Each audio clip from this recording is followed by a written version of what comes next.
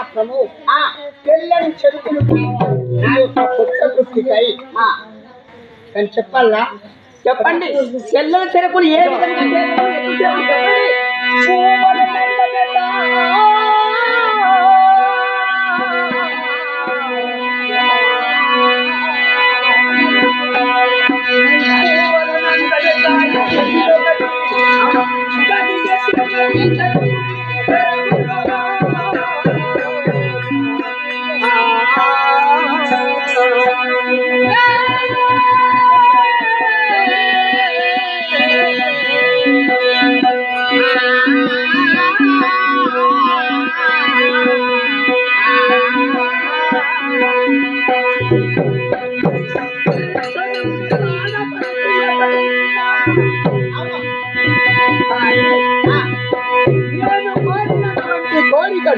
తెల్లని చెరుకు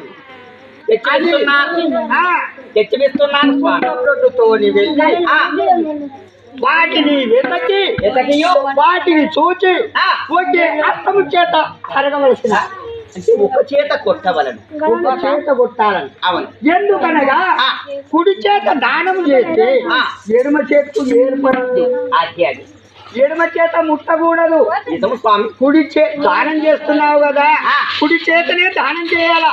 అందుకని ఒక చేత కరగాలని, ఒక చేత కొట్టవలను, ఒక చేత మోపు కట్టాలి.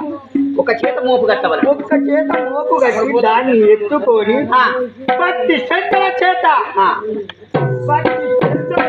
ఉంచి ఒక్క ప్రభుతో తీసుకువచ్చి ఇచ్చిన దానికి సంతోషిస్తా.